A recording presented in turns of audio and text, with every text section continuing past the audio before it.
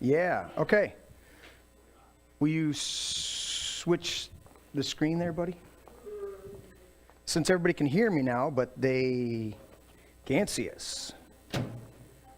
If you show Bubby how to do it, he can switch between. It's not going to change the big screen, Vince. It's just going to change the broadcast. All we do is the wide shot and the man cave shot.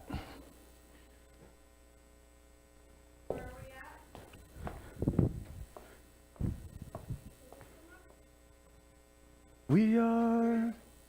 Yep. No, buddy, on the computer.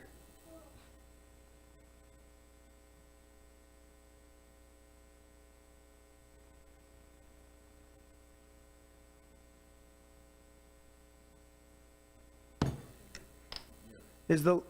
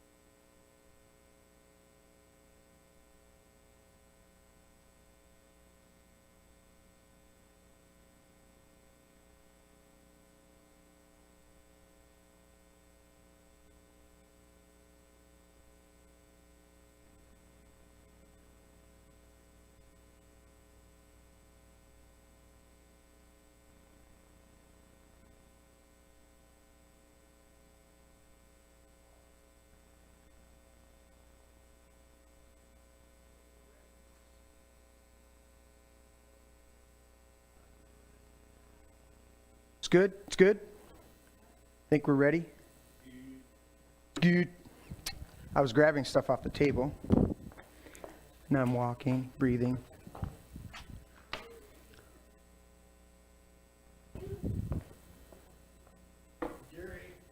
Security. Oh, all right. Grandma and Bubby ready up there?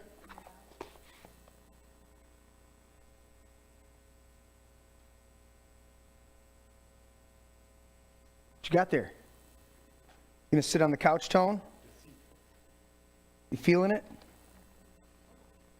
Come on now.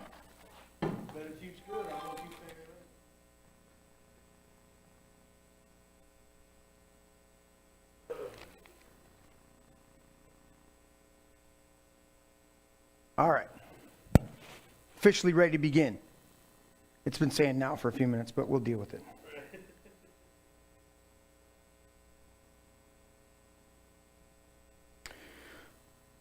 Ready up there? Okay.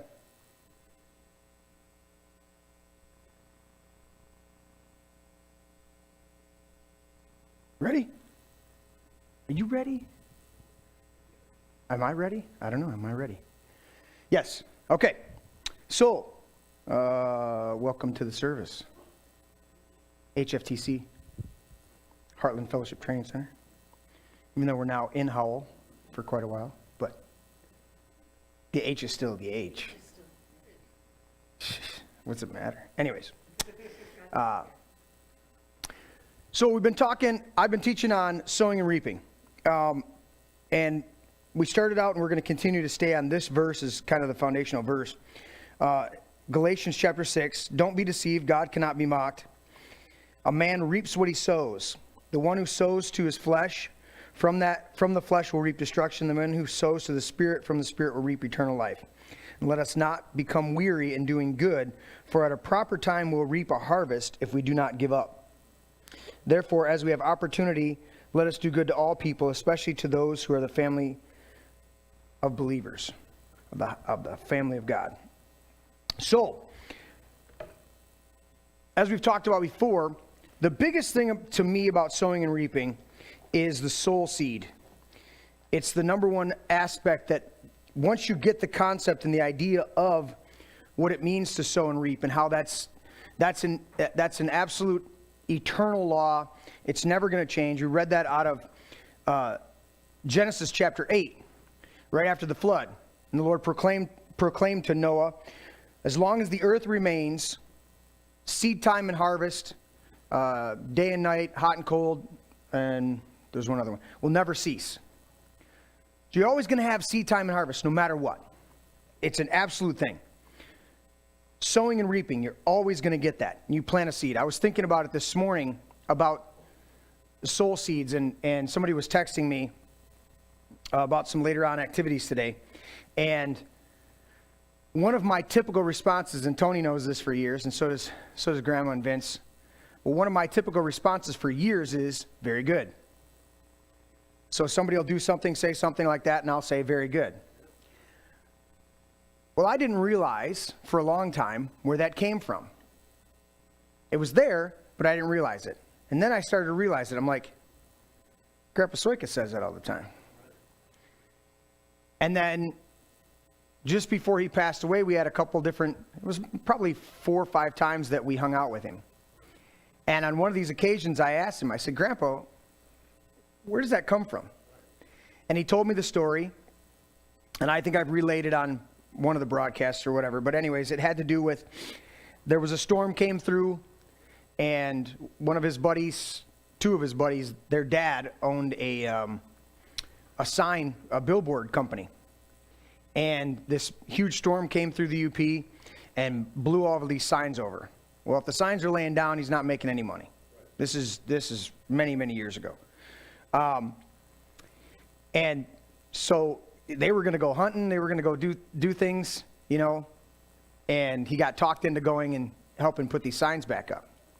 And what they did was they went sign by sign, and they would get them picked up, propped up, clean them up a little, you know, as best they could, and they would say, okay, that's good. That's good enough. And then they would come back in the springtime and really fix them. You know, fix the posts, fix everything else. This time they would say, all right, that's good. It's good enough. And he said, when they came back in the springtime and they set it up, they knew that what they'd done temporarily was good because it stayed, right? But now they fixed it and it was very good. And Grandpa, when I was telling that story, he said, I didn't realize how much I've said that over the years. And I said, Grandpa, you're directly where I got it from. Right. Now, I'm conscious of it.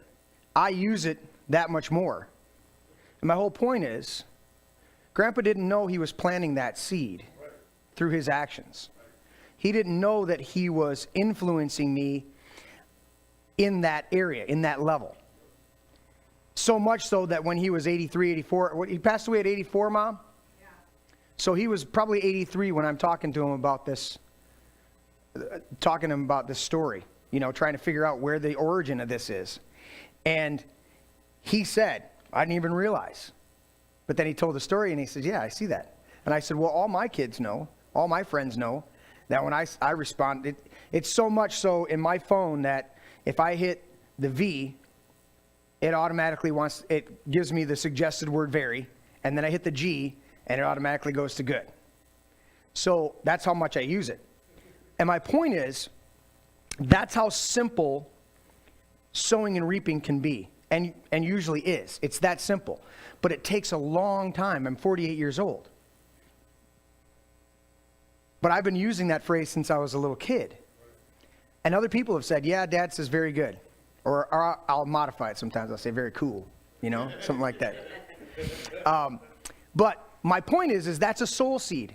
That's something you do. And it's very simple. But it has a great impact. It's like there's times when I'll say okay in a text or I'll say other things, but very good. But I have this image of my grandfather eating a meal with all of us at the table and leaning back and rubbing his belly and saying, very good. Very good. And that's a seed planted in my soul that has grown and it influences. And so when I was thinking about it today, I really wanted to ask this question of wherever you're at today, good, bad, ugly, is a direct result of yesterday, of last week, of last month, of last year, of your entire life. And so if there are things you want to change, if there are things you want to modify, if there are things you want to adjust in your life, you may have to go back that far. Sometimes it's just a day. You can fix stuff quick. But if things have taken root and they've grown and they've produced fruit in your life, but it needs to be changed, then you have to understand there was a process. And it may be very simple. Just like your grandfather saying very good and a little kid catching that. Or it may be very profound. Maybe something traumatic, maybe something else. But you can go back and you can deal with those seeds. But realize, a lot of times soul seeds, many times, are like root systems. That, you know, we can throw grass seed on the lawn. But the reality is, grass itself, if you cut it, if you keep it trimmed, doesn't go to seed. Now, you've all seen a lawn, and the grass is this tall, and it's got seeds on it. And there are times when we've let part of our grass grow, and I've actually gone out and harvested the seeds, and then thrown them in the other part of the lawn that was growing. But my point is that those seeds, they'll send out roots, and then pop up another shoot of grass, and send out roots. And it becomes, if you've ever tried to take up sod, a lawn, the roots are all intertwined and tangled together. And that's a beautiful picture of how our souls are. And we don't realize all of the seeds that have been planted in our soul. We don't take stock and comprehend how much of a web that is. And we think, well, I did one good thing, like it says, don't become weary in doing well, for at a proper time we'll reap a harvest if we don't give up. And then verse 10 says, therefore, as we have opportunity, let us do good to all people, especially to those who belong to the family of believers. We can read that today and go, all right, I need to do well. I need to do good to those, as I have opportunity. And it says do good to everybody. And I've watched people, especially church people, that will only do good to other church people. Right. And they're mean and nasty to non-church people. Like they're, it's like, there but by the grace of God would you be. Right. So stop acting like a jerk. Number one rule. We know that rule. When we're thinking about doing good, my point is that people want to make changes in their life. And we were even talking about some changes this morning, diets and stuff like that. And the thing we always have to come back to and always have to keep in our mind is this didn't happen overnight. This didn't occur overnight. This didn't come about like that. Now, a tragedy may happen in a moment. An accident, an encounter, something may happen in a moment. But if you don't deal with it and it takes root. In fact, there's sometimes where it's so traumatic that it forces itself into taking root, Huh? It's a weed. And that's very, very important to understand that, because we all are on this journey, or should be, but I believe anybody listening to me right now, you're on a journey of trying to become your better self. That's what we're all trying to do. We're moving forward and saying, I want to become my better self. I want to become the best that I can be. Do I have rough edges? Do I cuss a little bit? Do I drink a little bit? Do I have these things? But you know what? If your worst thing is cussing a little bit and drinking a little bit, but you love people and you're full of joy. We were talking about a connection that Tony and I have, that he has, and he's a great person, but he said he doesn't like to be around a bunch of drunks and have all the drama. And Tony was trying to explain to him, well, you got the wrong image of the people that I hang out with, because we don't have the drama. And in fact, we don't have the drama so much that we have friends that have quit drinking in order to get their attitude and heart right for their whole life, but specifically because they saw that their behavior was not acceptable in our circle. We drink to have fun. We don't drink and still have fun. Everything we do, it's like it should be, well, anything you do is a magnification of your personality and who you are. And so you got to deal with the heart. You got to get in there. And what I'm trying to lay out is it's joy. Yes, it's joy, not happiness. Happiness is a moment. Joy is a lifestyle. Peace is a lifestyle. Well, it's the fruit of the Spirit. So I want to dig into this a little bit deeper to really get into the roots. And Mo just mentioned it, the weeds. And so I'm going to get over here to Matthew chapter 13.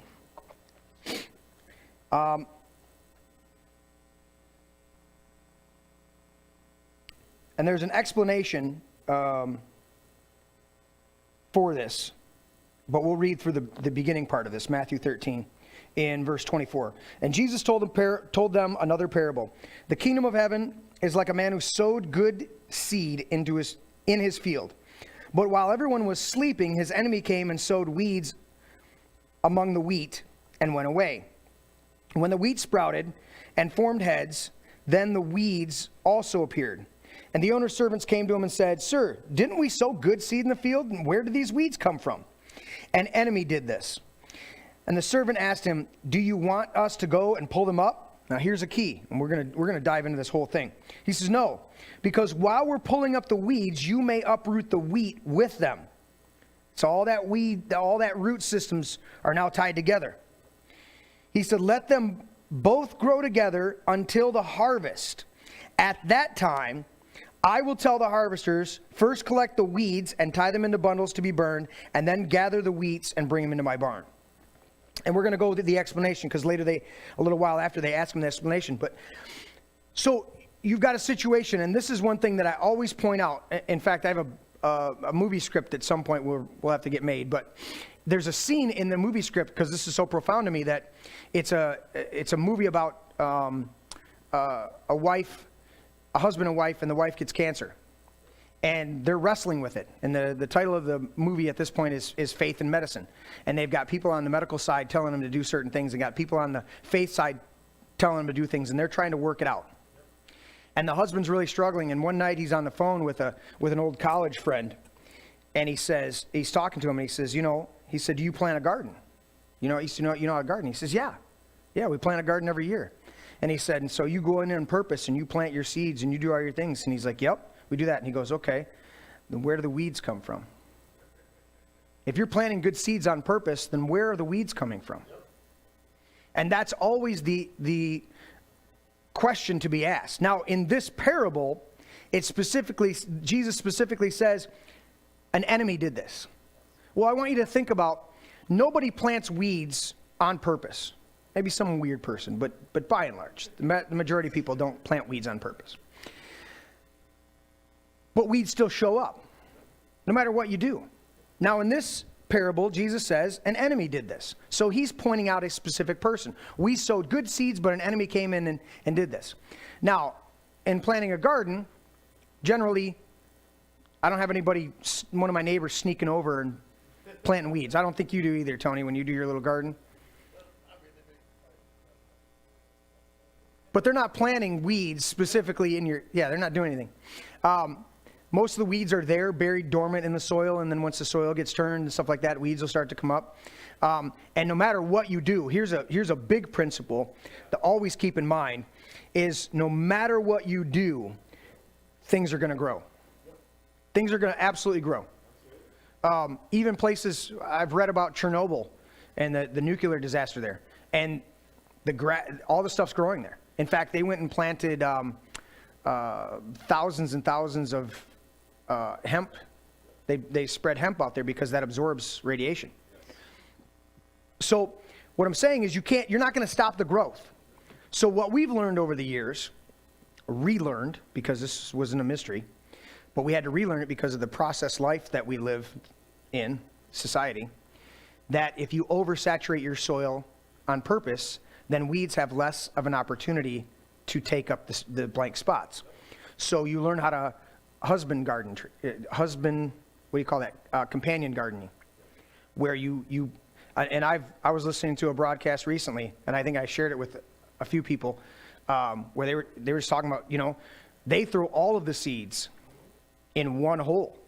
Like this plant, this plant, and this plant, boom, they're all in there. And then they'll sprinkle other seeds around it. And he said it comes up and it's full. There's very little space for anything to get in there.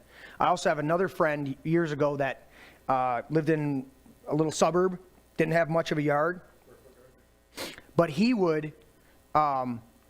didn't till his soil. He didn't do it. All he did was fertilize it, and he would go in, punch a hole, drop a seed in it, put a little dirt on top of it, and walk away. Just right in his lawn. Didn't turn the lawn. Now, we were always taught you got to turn the lawn. And there's passages in here about turning up the fallow soil, turning the ground and plowing and doing things like that. And there are definitely aspects of it. But there are also other aspects. I don't know that Adam had a plow in the garden when he was taking care of it. I think he was just operating with what he had there. So my point is that seeds, you plant seeds on purpose, good seed on purpose. But none of us plant the weeds, yet they still show up. They're still there. And we can go, well, where'd this come from? Where'd that come from? And in this parable, the enemy did this. Well, in our lives, there are certainly times when we have bad characters, bad actors in our life, and we have things planted in us, whether we're paying attention or not, and next thing you know, we've got a huge weed growing up. And we've got to understand that no matter what you do, this is a big thing. No matter what you do, the weeds are trying to get in. So you have to be proactive. This is a soul seed adventure. You're walking this out. So what are you doing to proactively overplant in your life? You can't do it once in a while. You can't do it half-heartedly. You've got to be dogmatic about it in some instances. You've got to be, in fact, I'll give you a case in point, which probably all of us can relate to. I have a company, and I get phone calls from telemarketers. And the vast majority of them are financing. Oh, we can get you an unsecured, no collateral loan for this amount of money. Have it in your bank account in 48 hours. I'm like, you're a liar. But I realized it the other day. I answered the phone and I said, and the guy said, do you need business capital? And I said, no, I don't need any business capital. And I hung up the phone. I looked at Dean and I went, I've got to stop saying that. What I need to say is, I'm not interested in what you're doing, you're selling. But I'm not going to say, I don't need money. And I've been saying that, and I thought, is that a trick? Is that the enemy coming into my life and saying, I'm gonna get you to allow me to plant weeds in your heart to where when I think of working capital, which you always need. We had a job last year that had some complications. I'm owed several $1,000s on it. Now, it's my buddy. I have contract in, and we're working out all the details. It wasn't on him, and it wasn't on me. It was a third party. And I'll get paid eventually on that. But we've had to make adjustments and be creative with working capital and get on these other jobs. So my whole point is, you've got, it's just that simple of a thing of how to pay attention to what soul seeds are going into your life. When I say, here's the one that I've touched on, and I want to touch on it again. How much, now the phone call is easy, right? You get that. How much are we speaking over ourselves and not registering what we're saying?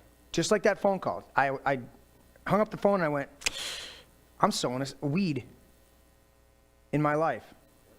It's not that I'm going out and getting loans and wanting working capital, but the mindset, the soul seed that was being planted was, I don't need that money. Right. No, the more money I have, the more I can do, the more I can bless other people. Tony knows, now Mo's getting an idea and everybody else. When you come to the man cave, you're going to eat good. You're going to enjoy good fellowship. We're going to have a good time. Well, it costs money. And that's not to say that people don't contribute. Everybody loves to come and contribute and help and do things. But I'm the type that I tend to be proactive in that. Right. We try not to wait till the last moment. I try to make provision for things to be here. Okay? We got stuff for the chili cook-off today, last week. You know, before the stores are slammed. My point is that when we need certain things in our lives, and we don't need other things in our lives, and we've got to make it a pattern, a proactive pattern of sowing into those good things, and we've got to watch what we say. Now, case in point, I've got a few friends, myself included, that have dealt with or do deal with on a regular basis anxiety. And I've worked really hard. I've discussed it. And the funny thing is, a few of my friends I've sat down with, and I go, I deal with that too. And they go, really? I go, yeah. The difference is I don't talk about it. Or if I do talk about it, I'm talking about my proactive solutions to overcome it. Amen. There's Mom. So the idea is, whatever we focus on becomes our focus. Whatever we look at gets magnified. So if I walk around saying, I'm depressed, I'm depressed, I'm depressed, I don't feel good, I'm anxious, the more I talk about that and the more I build it up. And it becomes a cycle, and it takes root, and the roots spread, and they become entwined with the good stuff. And so then we go into things, and then next thing you know, we're having a panic attack. Next thing you know, we're dealing with stuff that we go, wait a minute, I'm stronger than this. What's going on? And it's because we're what does it say? Life and death is in the power of the tongue. So are you speaking life, or death. And that's when you go through this, once you get a deep understanding, or even just doesn't have to, it's not a deep revelation. Once you get it rooted in you, that sowing and reaping is universal, absolute, then you start seeing it everywhere. You start seeing it absolutely everywhere, okay? Mom, you got the man cave shot? Okay. All the floor tiles in. We got to get, there's still some grout to do way over there by the pool table, but all the tiles are in, except for like 2 in the pantry, because we ran out. Vicky says, you sure you don't need 3? I'm like, 2 boxes is enough. 2 tiles short in the pantry. Anyways, okay, should have listened. Yes.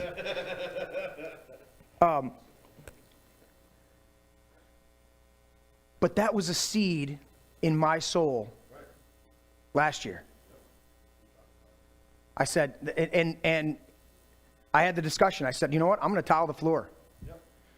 And the discussion was, well, wouldn't you want to carpet some of it, or would you want to do maybe the hard? We even looked at, we could have done the hardwoods, not the real hardwoods, but the fake hardwood floors that floats, and it'd have been in here. And I said, no, I'm going to tile this floor. And they said, well, what kind of tile? And I said, slate. And we didn't get natural slate, but they have this really nice manufactured porcelain with a slate finish on it. And I said, that's it. And we put it in. And it is. I just stand back and go, you know, it's one thing to have other people enjoy it, but when you walk in and enjoy your own place. My point being is that this was a seed within me. And it took a while. And I literally laid, 18 tiles? Yeah. That was the last 2 boxes. Well, 8, it was plus, yeah. Yesterday afternoon. Yep. That was a soul seed. So I meditated on it. I thought about it. I pictured it. I have it in the computer. Tony knows my architect program. Mom knows my architect program. Her house is in there. And what I'll do is I'll draw out the whatever project it is in the architect program, and then I'll move things and adjust things and change things and see where things fit. And then I get out and physically do it and measure and everything like that, and look and walk around and feel the space. What am I doing? I'm cultivating. I'm fertilizing the seed that's been planted. I'm making adjustments, okay? Proverbs 16, I love this one. It's one of my absolute favorites, and I quote it on a regular basis. To man belong the plans of the heart. From the Lord comes the reply of the tongue. All a man's ways seem innocent to him, but the motives are weighed by the Lord. Commit to the Lord whatever you do, and your plans will succeed. For the Lord works out everything for his own end, even the wicked for the day of disaster. Proverbs 16, 1 through 4. Meditate on that for, I don't know, what time is it? 42 years. I started studying Scripture at 13, 14, Mom. I know I bought one of my first interlinear Bibles and a corresponding Strong's Concordance shortly after I could drive. So 16 and a half, 17 years old. That's where I was studying. And that book cost me a lot. I think that was an $80, the concordant, or the interlinear. It's got the Greek and Hebrew with a literal translation, which I love. I could jettison a lot of stuff, but the literal translation doesn't flow as well with English. But point being is that I've meditated on that. Proverbs. Because the Lord taught me as a real young lad to read Proverbs a day. There's 31 Proverbs. There's 30 to 31 days in a month, except for February, which we're in. So today's the 7th. Read Proverbs 7. Proverb a day keeps foolishness and stupidity away. And so Proverbs 16 is a huge one for me because I learned that I have to have a plan. But then I've got to listen to the Lord because he knows more than me. I'm just a junior partner. He's a senior partner. But I am a junior partner. I'm a partner in my own destiny and the destiny of those that are in my life, in my circle. those that I influence, those that I touch. And so I've got to be mindful. I've got to have a plan. I can't just go about. In fact, there's one of the, this one talks about sowing good seed, right? But the other parable of the sower, it says, a man went out and he scattered seed. And I've always disliked that phraseology. It says the sower went out and scattered his seed. And I've always disliked it. I go, a sower doesn't scatter. A sower plants on purpose. There's a plan because seed is precious. Right now we live in a day and age when there are these multi-nation corporations that are trying to put out these GMO seeds that will not produce plants with viable seeds in them, so that you have to come back to them every year and buy these genetically modified seeds that don't produce. They're trying to go against sowing and reaping. They're trying to stop that process. It's an abomination. That's what they're trying. They're trying to go against this law that God instituted, and it's eventually going to come out. And no matter what they do, they still have stuff that gets through. It's still. But my point is, they're trying to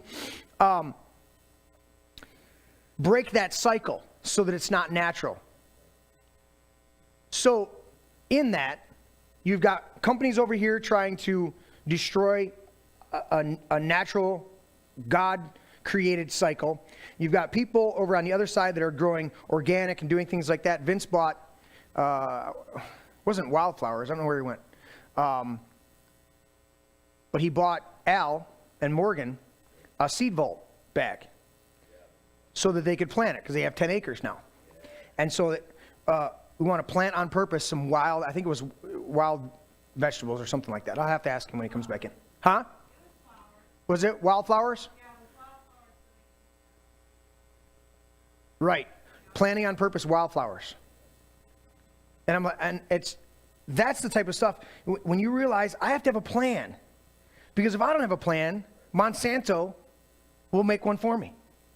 And I don't want to eat genetically modified corn. I want to eat stuff that's fresh and cultivated and I don't even like the organic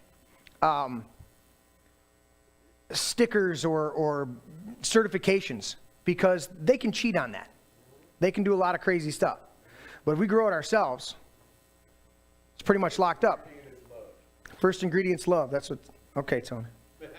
No, it is. However you speak over things. We've all seen the test of playing different types of music over jars of rice, or plants, household plants, and you play certain music over them and they flourish, and then you play other music and they wilt. You know, there's vibes. There's all sorts of things. And you think about that in your soul. So there's so many things bombarding us. There's so many things dealing with in our lives that we have to be vigilant. Mom had to push through this morning just to get here. She just had 1,001 things coming at her. Don't do that, don't go, don't do this, don't do. And she says, I just had to push through and get down here. Or get over here, up here, whatever. However you want to get here. Just get here. But you have to push through those things. And it's the more that the enemy whispers in your ear, the more he's trying to get those weeds to grow. Because the weeds will choke out the life. It'll choke out what's naturally, what you're doing on purpose. And you're supposed to have a plan. You're supposed to have a plan and then listen for the Lord and then commit it to the Lord and then watch him bring it about. It's going to happen. If we throw corn out in the yard, it's going to grow. Here's the thing. At our last house, we used to feed the chickens. And we'd feed them, we'd cut a watermelon in half and just set it out there. And they would, if you want to see something hilarious, these cat videos have nothing on my chickens. Because they would take that watermelon down to, you could have taken the outside skin of the watermelon and used it as paper. They took it all the way down to where all that was left was that thin layer of green, completely clean. And they were just going, and everything flying everywhere. And then the kids did the pumpkin carving right there on the patio in front of the kitchen. And the amazing thing is the next spring, without any purpose, there were watermelon plants coming up. There were pumpkin plants coming up. They were growing right out of the rocks, right out of there, just coming up. And the couple of them, we let them grow and we just had to pick them up every once in a while and mow around them, but we just let them go. Right. We didn't do that on purpose. Life happens. So how much more success, productivity, fulfillment do we have when we do it on purpose? Because we're supposed to do it on purpose. We're supposed to have a plan. And then we got to be vigilant in the same way to watch out for the weeds. Because somebody else is doing that on purpose, whether we're paying attention or not. And here's the big key to finish this up. He says, no, because while you're pulling up the weeds, you may uproot the wheat with them. Wait till the harvest. So this is a huge key. And let me read this real quick, because he's talking about, they said, explain this parable to us over in verse 37. He says, the one who sows the good seed is the Son of Man. The field is the world. The good seed stands for the sons of the kingdom, and the weeds are the sons of the evil one. The enemy who sows them is the devil, and the harvest is the end of the age, and the harvesters are the angels. As the weeds are pulled up and burned in the fire, so it will be at the end of the age. So the Son of Man will send out his angels, and they will weed out of his kingdom everything that causes sin and all who do evil. Sin is error. Simple. We got to get rid of the religious mindset about sin. And just get the idea that sin equals error, missing the mark, not having a share. When you think about sin, think you missed the target. That's all it means. It's become religious and high things. So here's the number one key about sin. And I've heard religious leaders go, oh, they're living in sin. So are you. But they say that as a detractor, not realizing that if you don't have, Paul wrote in Romans and he said, anything that's not of faith is sin. Why? Because faith is a focused, on-purpose thing. Faith is the substance of things hoped for, the evidence of things not seen. It has a focus. And so if you're not focused in doing stuff, then obviously there's going to be error. There's going to be weeds. There's going to be things that come about because you're not shooting at a target. I played for you guys the video of me shooting my gun. The first time I took it to the range and shot, right? Hit the target, hit the bullseye right on it, and then overcompensated, shot low, and brought it right back up, and then just cleaned the center out. We've got these things growing in our life, weeds that have been planted, and we didn't do it. I like the phrase too. He says, while we were sleeping, an enemy snuck in and did this. There's a lot of times where we're asleep. That's why there's many passages about this. It says, wake up, O sleeper, rise. Right.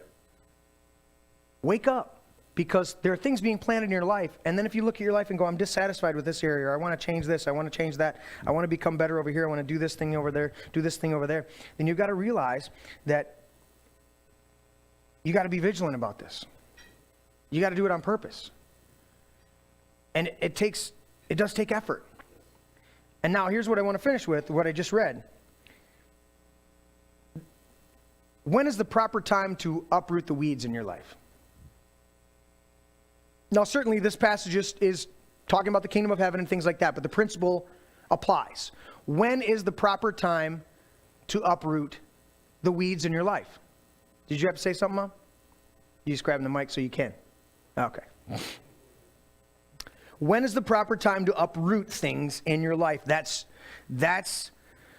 a fundamental process, because it's one thing to identify a root. It's another thing to see it growing. It's another thing to realize it's taking up the nutrients of the soil that you're in, okay? But when do you do it? When do you uproot those weeds? When you recognize. When you recognize. So you've got to have a plan. Well, that's what I'm saying. Sometimes it's not when you recognize it. Sometimes you have to realize. Here's the thing. Here's what I want to get to. When is my harvest? Okay? When do watermelons, when are they fully ripe? August. Mid to late August. August, September. So if we pick them in June, Not right. they're not ready. Now you can do green tomatoes. I don't know why you would, but some people do. I'll wait till they're red. And we'll make some spaghetti and goulash or something like that, right? You have to wait till things are ready to be harvested. And when you understand this principle that, yes, first and foremost, I got to deal with weeds. I got to understand that no matter what I do, somebody's trying to plant weeds in my life. Somebody's trying to see. That's where the recognition is. Exactly. You recognize somebody's trying to plant weeds. And the big thing about this is, no matter what I do, somebody's trying to do this. And you go, why would somebody try to plant weeds in your life all the time? Why would they do that? Because there are certain people, and the explanation points out the devil, right? There are certain people, and certainly the devil, that don't think like you and I. And we can't put our moral position, our moral thinking on somebody who is amoral, somebody who doesn't have morals. I've sat with people and we've said, man, the hell's wrong with that person? Why do they think like that? Right. And you go, they don't think like you. You're trying to put your mind on somebody who doesn't think the way you do and then explain why they think that way. They don't think like you. The devil doesn't think like you. He's hell-bent on destruction no matter what. He's so hell-bent on destruction, he'll destroy himself at the end. Yep. And there are people in this world, yeah, it's Con Air. Remember that, in Con Air? And he says, you know what? He goes, call it bad parenting. Mom loved him too much or didn't love him enough. Yeah. But at the end of the day, there are some people that are just destructive, self-destructive. The other one that comes to mind is in the Batman trilogy. Yeah. When he says, some people just want to see the world burn. Yeah. Some people just, he said there was, what was the story Michael Caine was telling it in there? And he says they were stealing these, they were getting these jewels and using them to buy off the tribes, and then somebody was coming, a bandit was coming in and stealing the jewels. And they're trying to track down where he's selling them.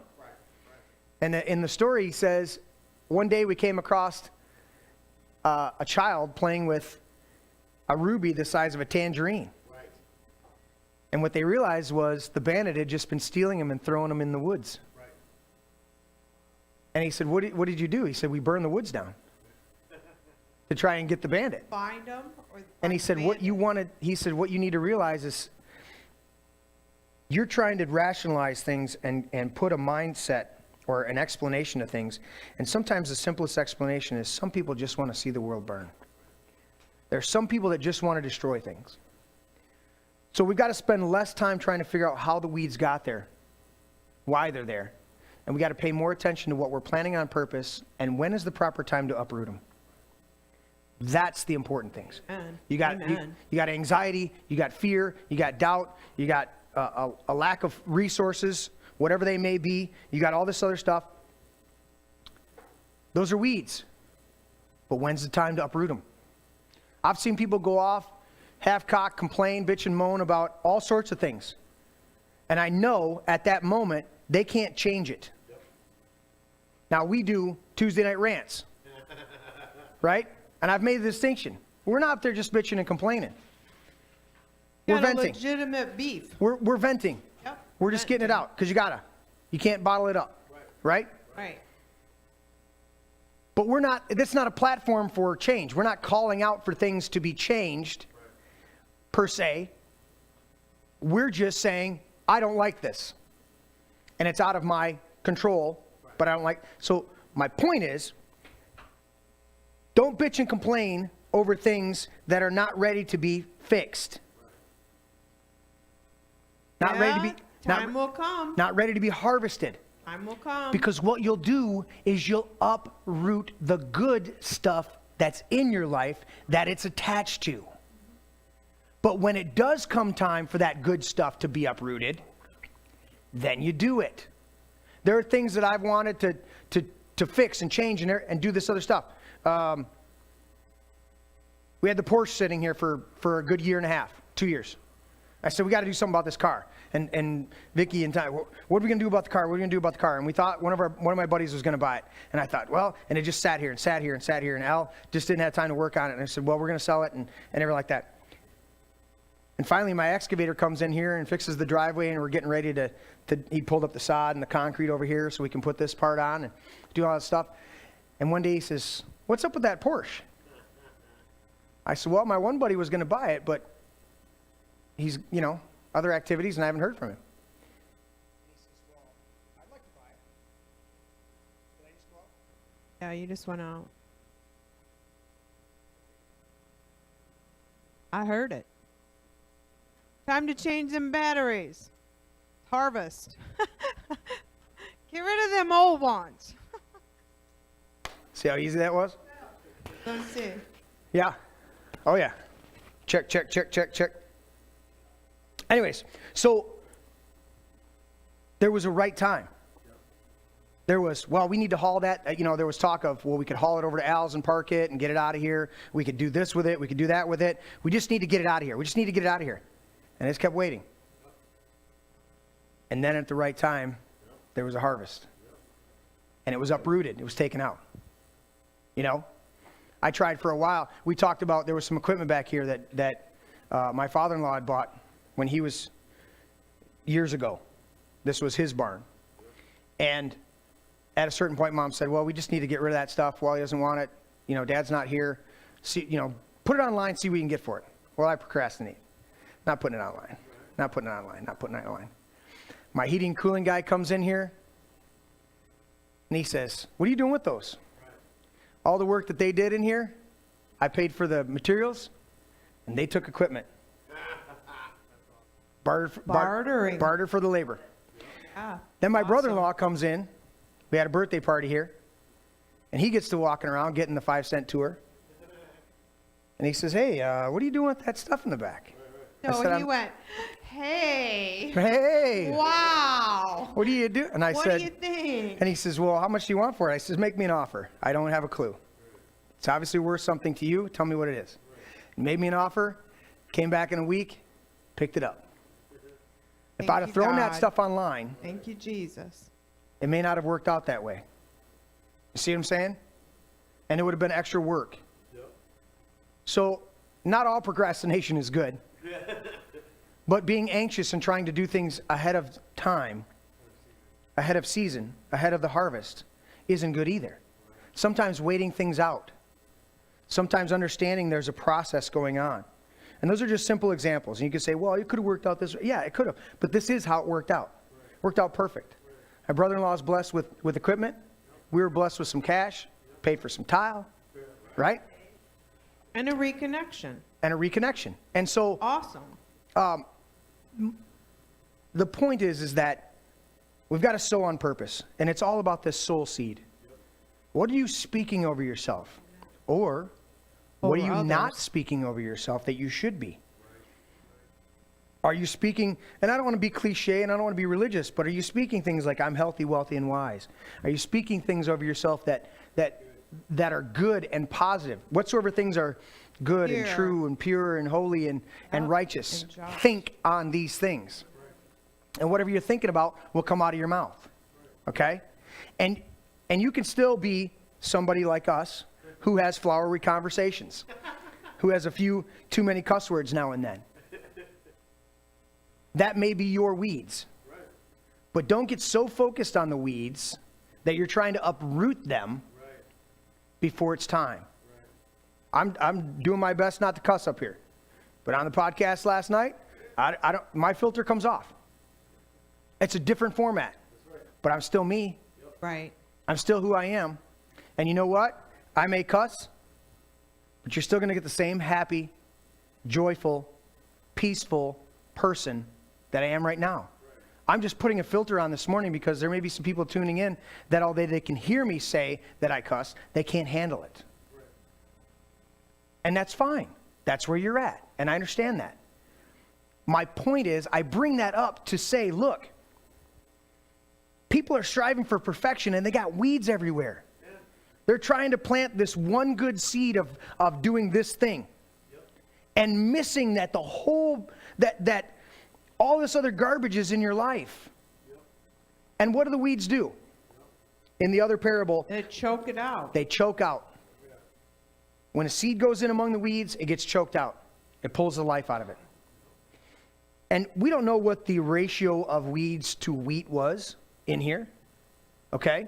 But we do know that somebody planted weeds. And so we've got to realize weeds are going to come. So be vigilant, plant properly, plant on purpose in your own life. And then, once you identify weeds, once you see they're there, what's the right time to harvest the good seed and then take care of the other stuff at the same time?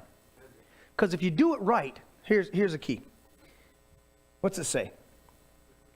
Collect the weeds into bundles to be burned, and gather the wheat, and put it in my barn. Think about this. Weeds are still a product of the earth. They're still in the same process.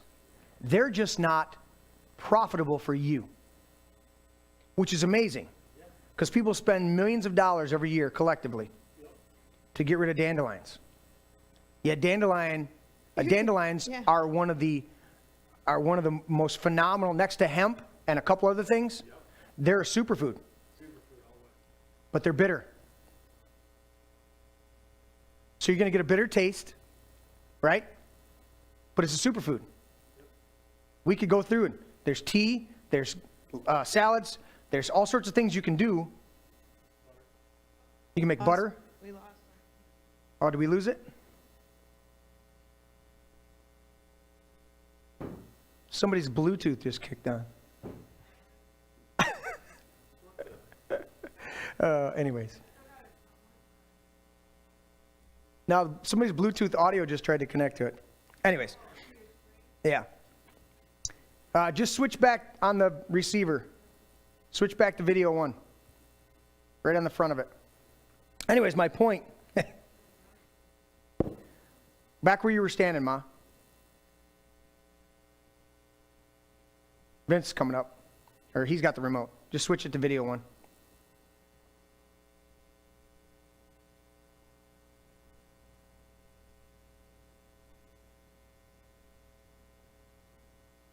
And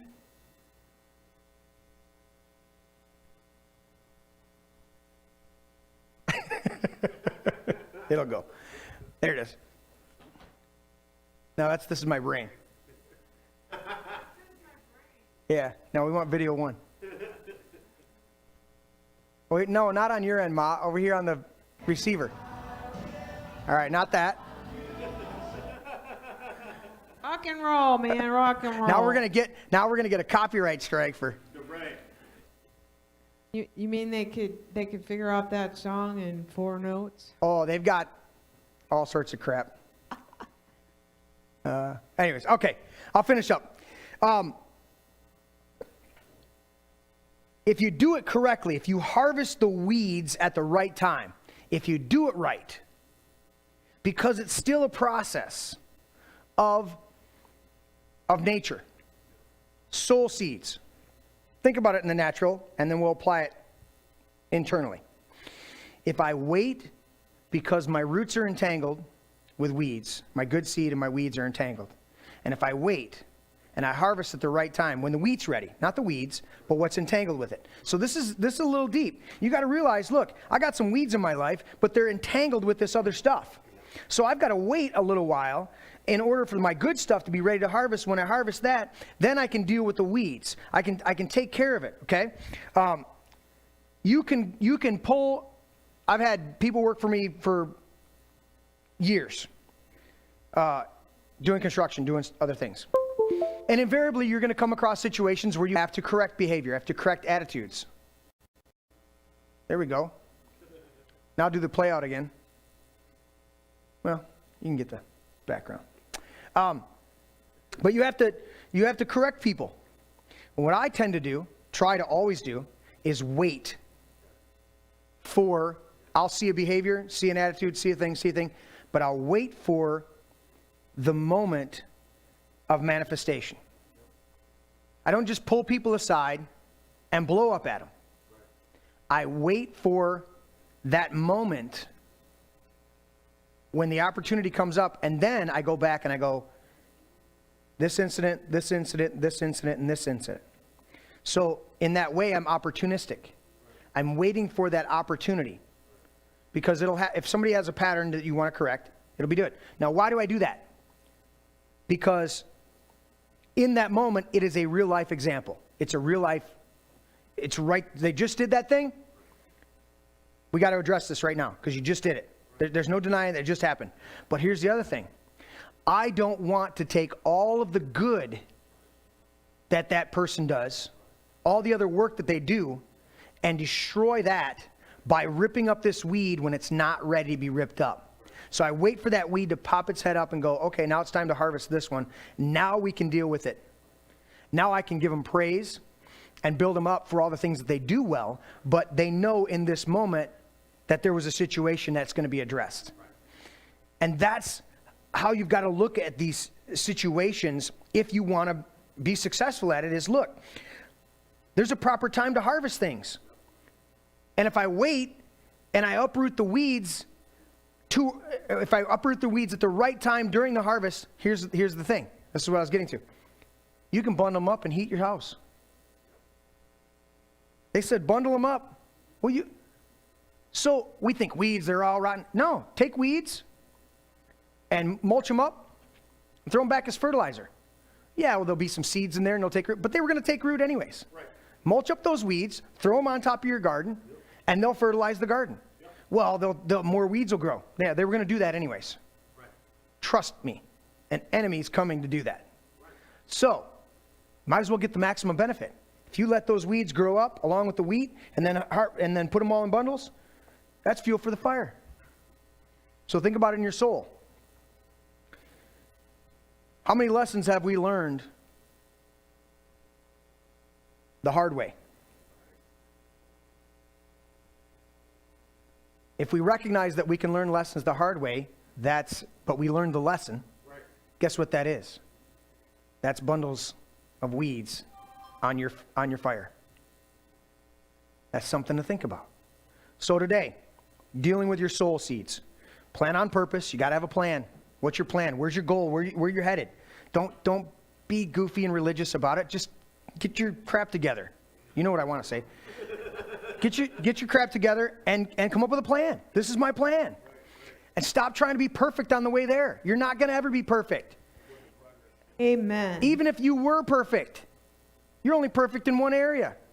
There are things that I can't do. There are things that I don't want to do. There are things that I just don't like doing that I can do. Right? So does that mean I'm imperfect? Yep. Because I can't do it? Absolutely. Yep. But where I'm at, I can be perfect in what I'm doing. Right. But you're never going to be completely perfect. You're never a one-man show, one-woman show. You're never that. Right. You got to have partners. You got to have connections to people and take care of stuff. And you got to be able to push through. Yes, you do have to be willing to do it all by yourself because otherwise it's not a true vision.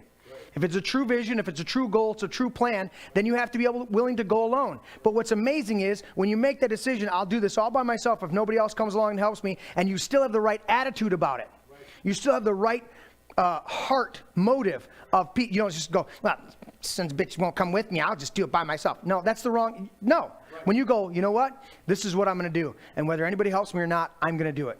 Right. That first person I wouldn't go with. Right. Exactly. But when somebody else comes along and goes, wow, man, I really like what you're doing. Well, and they go, can I help? I have so many people all the time just going, in fact, people get more upset with me when I go, no, I got it. No, it's fine. I'll take care of it. And they go, really? You don't want my help? And I go, I do, but give me a minute to think about what I really need at this moment, and I'll let you know. I'm not trying to push them away on the help.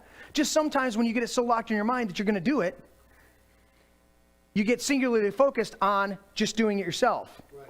And then now I've got to compartmentalize because somebody in a moment is there to help, sincerely. And I go, yeah, do this right here. Take care of that, take care of this, take care of that.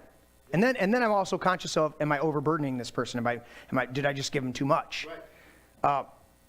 So you're getting my point. There's opportunities, there's times and seasons, there's harvest times. You've got to pay attention to harvest time. If you get sowing and reaping, then you've got to get harvest time and understand there's a proper time to uproot the weeds. You either get them right away or leave them alone and rip them out when you're ripping everything else out. And then pay attention to how you rip them out, because they may be the fire that warms you in that moment. That hard lesson, you could have learned it a different way, but you didn't pay attention to the weeds. You were sleeping. That's okay. We all do that. But get your plan together. Start sowing on purpose and watch. And it's not going to happen overnight. This is a lifestyle. This is a pattern. I started this out with talking about my grandfather. He didn't even realize the seed he planted in me. And there's many other seeds. That's just an obvious one of saying very good. And I just don't say, well, yes, good. I say very good. Very cool, right? And there's sometimes you say, cool. All right, good. Somebody says something simple. Yeah, cool. All right, that's good. But then we go look and we go, oh, man, that's very good. Very good. In fact, we've used other phrases here. And we go, oh,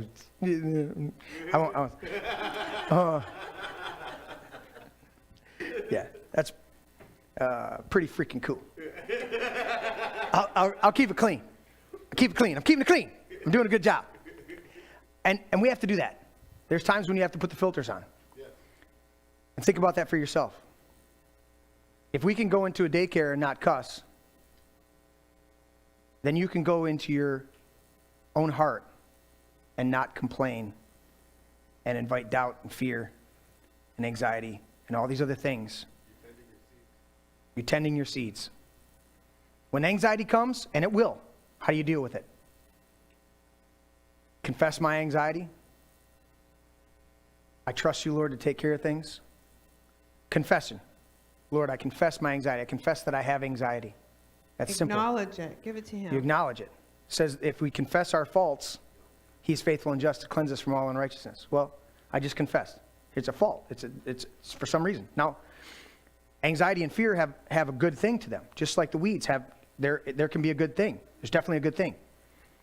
Fear, if you hear a bear growl over in the woods and you got a sack full of trout we just harvested off the river, well, fear's going to tell me that I need to chamber around in my pistol and make a quick turn and maybe see where that bear is, okay?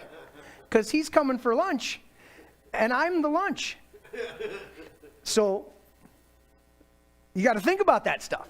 So fear and anxiety are just, I taught a whole series on that. I'm going to revive that series again and teach it again. But fear's just, it's a red light. It's letting you know something's wrong. So you confess your anxiety. You cancel the assignment, whatever the plan was. You speak purpose over your life in that area. No, when you get anxious about not having enough money. No, Lord, you're my source and supply. And I commit my life to you. Amen, amen. See how much different that is? And then you wait it out, right? Because it's a seed. Oh. Or you're fertilizing it, whatever. It takes time to get to the harvest. But even fear and anxiety, if you understand them, can be a positive thing, because now you know, oh, I heard the bear, a little bit of fear rose up in me. What is that? That's the fight or flight response, right? Now you get into a preparation mode. Now all of a sudden you're in your stance. You're getting prepared. Okay? But if you weren't afraid, if fear didn't come over, right? Your lunch. Okay? So we all deal with stuff. Anxiety, depression. We could go down the list of the negatives, right? But if we approach it properly, we wait for the harvest. We deal with them in the moments. You deal with things in the moment. You deal with things at harvest. Those are the two times. You try and mess with stuff in those other areas while things are growing, you're going to uproot other stuff that you shouldn't. I've watched people destroy relationships with other people because they didn't wait for the proper time to address an issue. And instead of waiting for that proper time, they destroyed the whole relationship. Because they jumped ahead. They didn't deal with it in the moment, so you got to leave it alone. You didn't deal with it in the moment. Leave it alone. Let it grow. That harvest is going to come. As long as the earth remains, seed time and harvest. You're going to have seed time and harvest no matter what. So there will come a time when that thing will need to be harvested. You didn't deal with it there, leave it alone. Wait for it. Ask the Lord, all right, Lord, here's my plan. I'm going to deal with this thing. I'm going to take up all these weeds. I'm going to bundle them up, and I'm going to warm myself up by a little kindling fire here. But I need to know from you. That's my plan. My plan is to bundle this stuff up at the harvest time. But I need to hear from you, because to man belong the plans of the heart, but the Lord comes to reply of the tongue. So I need to hear from you, Lord, when that harvest time is. And you'll know it. Because he'll say it. You'll be in that moment, he'll go, here it is. Oh, yeah. And on that note, listen in the small things. Listen in the small things. Vicki said, you sure you don't need 3 boxes? We're good. 2 boxes will work, Ma. We'll be good. 2 tiles short in the pantry. Nice. And here's the other one. Walking down the aisle. And I'm looking at everything, right? But I look over and I go, paper towel. We should probably grab a couple things of paper towel. And I get back here and I look around and I'm like, we're down to 1 roll of paper towel? Yeah. Remember when you were walking through the store and I went, get some paper towel? And I went, It's a still small voice, right? It's the little things. Yes. But if you're paying attention, you hear the reply of the Lord, because you got a plan. What's your plan? My plan was to go in and get tile and get some other stuff and make sure we had everything to finish up, right? Well, he knew to add this little tidbit to my plan, and I didn't listen. He can also take it away, because when we had the stir fry over here one Thursday, little Taylor had to go with me to the store to get chicken. That's all we were supposed to get. Right? Went in and we picked up chips. We picked up. I said, let's get some spinach, and let's get some dip. And we went up to the checkout, and I checked my wallet, and I had $12, and my credit cards were in the phone, and the phone was at the man cave. So we took back the spinach and the chips and the dip. And just got the chicken. And my little great-grandson said, Grandma, we just came in for chicken. And I said, God knew that's all we needed. See? God will provide. Exactly. And if you pay attention in the small things, the little moments, when you hear that voice, whatever it is, put the cart back. Whatever it is. That's just a simple one, right? Yeah. When you pay attention to that, then you'll have discernment. You'll be able to hear that still small voice telling you when the harvest is ready. Or, hopefully better than that, when he'll say, here's the moment to uproot that weed's trying to take roots. Pay attention. Uproot that right now. Before it gets entangled. But if you miss it, it's okay. We all miss it, right? That's what sin is. Error. Missing the mark. Jesus paid for sin once for all.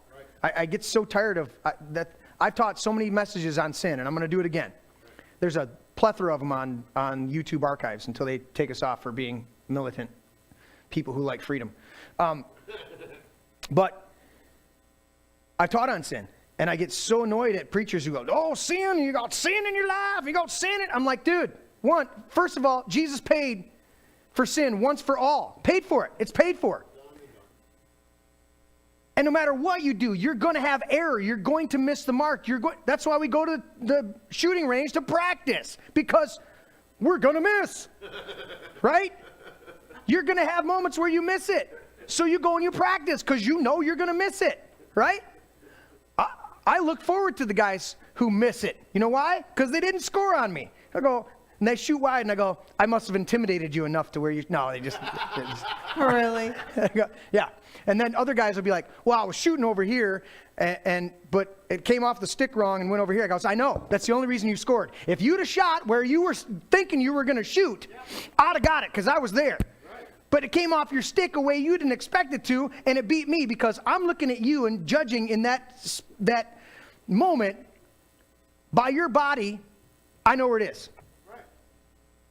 And trust me, I miss pucks, and they fly right in. And there's other times where guys are from me to that table and shoot it, and I'm glove there, kick there, where it's like it's all body memory. It's just wham, And then there's other times where it's wham, and I go, oh. But point is, we're all going to miss it. Right. No matter how much we practice, no matter how much we do, we get better, right? But we're going to miss it. So this idea of, are you living in sin? Yeah, we are. We're living and missing it, okay? I need to be focused on what my target is. What's my plan? What am I going for? What's my specific seed that I'm planting in this time? And then when I'm clued in on when I miss something, I deal with it in a moment, or I leave it alone, pay attention, but I leave it alone until the right time to harvest it and deal with it then.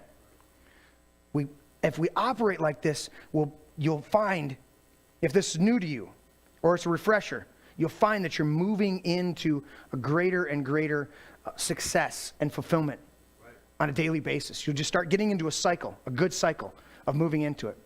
And this idea of, oh, you're just a bunch of, I can't stand it when they go, oh, we're just all sinners. I'm not. You know what a sinner is? Somebody who practices. I don't go to the range and go, you know what? The price of ammo is so high, I'm going to miss the target on purpose. That would be a sinner, somebody who's practicing error, who's doing it on purpose. I mean, how many people here go out of their way to just jack things up in their own life on purpose? Well, I'm just going to cause some problems in my own life. I'm just going to stir some stuff up. And we do know some people on the periphery that just, times of levity cause them to get anxious. You're like, we're just having a good time. We're having a peace. I know. Right? It's the dad from Talladega Nights. Now, ma'am, I know you probably, well, sir, if there's anything, no, don't sir me, And he's just like, it was a perfectly good meal and you just got anxious and jacked it all up because you felt uncomfortable in a moment of peace. So deal with that in your heart. But those of us here, we're talking about dealing with stuff from the right heart. We're not out there practicing jacking things up on purpose. We're working on doing things better each time. With faith. With faith. I mean, Tony doesn't sit down at his guitar and go, can I get worse? He sits down and goes, what thing can I do today to be better? What can I do to be better? I do my vocal exercises so that I can sing better, so I can relax. We get better equipment. I now have the in-ear headphones, and I told him the other day, I said, my in-ear monitors, I'm singing, at 48, I'm singing better than I've ever sang in my life. Right. Because I can hear myself, no matter where I'm at, no matter what I'm doing, I can hear myself, and I'm not overstressing my voice, singing louder than I should be, and doing this stuff. It's little things. Little things. You practice, you work on stuff, and then you get to a certain point and you go for it. We practiced Friday in preparation for tonight's Super Bowl party, and it was a glorious mess, and we got to a certain point in our glorious mess, and on different songs, and we said, well, yeah, I think we got it. Well, we know as very accomplished musicians. You practice stuff, and sometimes you nail it. And you practice stuff, and sometimes you get the elements that you needed to get. And when it comes time to do it, 9 times, Wojo says it all the time. He says, we had a horrible practice the day before that, that party. And he said, but we got into the party and we just nailed it. Yeah. We come on stage. Exactly. People come up to us. Yep. After the performance, they're like, wow. And my point on that is, in practice, subconsciously you can make mistakes, and you can play around and you can do stuff. But when you're doing the show, you're trying to perform. Our focus is always trying to uplift. We were going to sing happy songs, and we're going to sing, having a good. We're just having a good time, And so. But in that moment, we're focused now. And we still have made mistakes. But we laugh at each other, we give each other a wink, smile and do stuff like that. And we also know that most of the people out here, at a certain point in the night, if we did get it wrong, wouldn't know it. Right. Or care. They're just enjoying themselves too. Right. And so in life, we've got to be vigilant. We've got to pay attention. But at the same time, we got to enjoy the moments. We can't be so over-focused that I'm swinging towards get focused. Then you can dial it back and relax because now you're focused. Okay? If you walk into you meet somebody that's been trained in warfare and now they're not involved in that. They still have situational awareness. Of course. Even though they can be relaxed and enjoy an environment. We have one of our buddies, he's a police sergeant and a sniper for the SWAT. And so I know he comes in and he's situationally aware, but he comes in and he just sits down and enjoys himself. Right. You know? My point in all that is, get balanced, plan on purpose, have a plan, listen for the adjustments to the plan, and know when to deal with things in the moment, uproot weeds before they take root, or pull them up before they take deep roots, or leave them alone and then listen to when you need your harvest of your good seed. Then you can use that weed to heat your life. Okay? All right. There we go. Thank you guys for tuning in. Everybody listening live and those of you tuning in later, like, share, subscribe, leave us some comments. And if this encouraged you, please share it. This is actually part 3. So there's part 1 and part 2 if you're just tuning in for the first time today. But get into all those parts. I'm going to continue this series a couple more times. It's what I'm meditating on, talking to the Lord about. And then we're going to get into some other stuff. And just, I want to encourage people and cause people to walk in purpose. There's not enough people walking in purpose. They're walking aimlessly. They've got good ideas, good hearts, but they're not doing things on purpose and walking in purpose. You do things on purpose, in purpose, and you'll see your life fulfilled. And there we are. Mom, you want to go to... click to the main logo screen, and then I'll show you how to shut the stream down. Was there any comments that you needed to, other than Carol saying Bubby was so cute? I know Tanya's watching up the house. She's like, I can't find it on here. And I'm like, I had trouble last week, but I got it. you're right. I don't know how to do the logo screen. You already have it, so what does that mean? If I get out of it, where do I go? Well, What were do you I on the do? camera? All right. Cool. You want to see how cool I I, look? I'm gonna come up there. How cool I look. Trying to figure All right. it Thanks, out. everybody.